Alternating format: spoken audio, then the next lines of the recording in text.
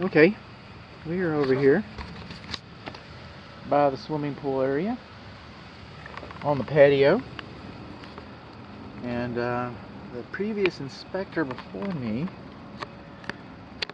was able to walk this roof, and I just do not feel like I can do it safely. So we're going to be looking at it pretty strong and pretty hard, but I am also going to rely on some of the correspondence from the original roofing contractor, installer, I believe is what the information was sent over to me in the original, the pre-listing inspection report. I might, lean into some of that. What I don't like here, and again, we're over here between the garage pedestrian door to the patio area and then the patio door that swings closed on its own accord. And we come along this valley right here, and you can see how all the bushes, all the debris is hanging up in the shingle right there. See how the debris is hanging up in that shingle? You think water can work its way in there? I do.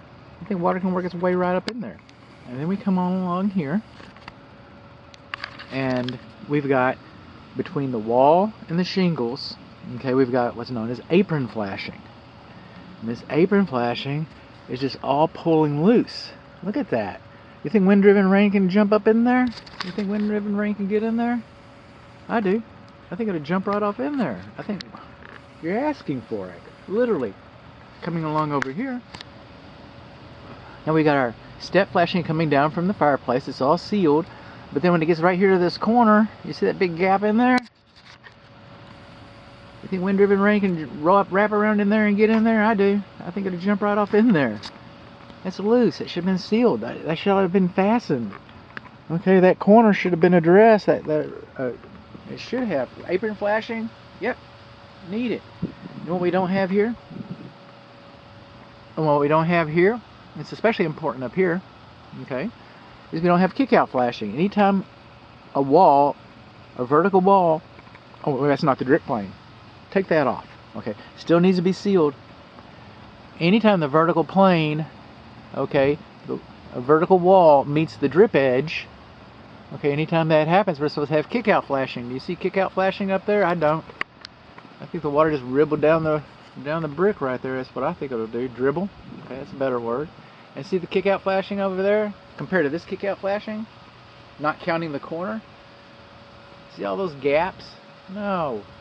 All that flashing is supposed to be turned in and sealed to help prevent wind-driven rain. That's what it's supposed to do. And then our apron flashing over there, same thing, same thing. And then look at that. That looks like a water heater exhaust vent. It's pretty close to the window. I had to do some measurements, so jury's out on that. But that's not going to stop me from talking. You're not going to stop talking, bud? No way. I'm going to talk about some stuff. Okay. What do you want to talk about?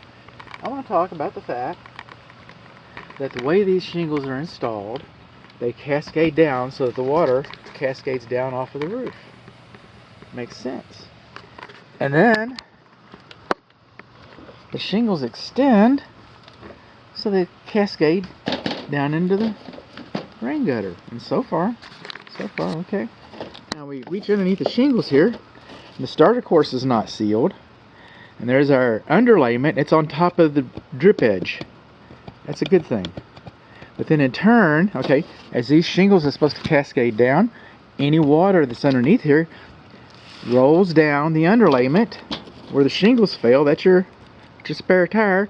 And then in turn, the underlayment terminates on top of the drip edge. But look at here. Then our drip edge, okay, it's behind the back of the rain gutter. Okay, the drip edge is supposed to extend over the back of the rain gutter. It's not supposed to go behind the rain gutter. Any water that gets under these shingles, like you got, okay, water coming in from over there. Okay, you got like water coming in from over there. And let's say that the underlayment catches it and it comes down. Well, then the water, when it finally migrates down here, it goes between the rain gutter and the fascia board. Alright? What's that going to do to this fascia board? It's going to rot it. That's what it's going to do.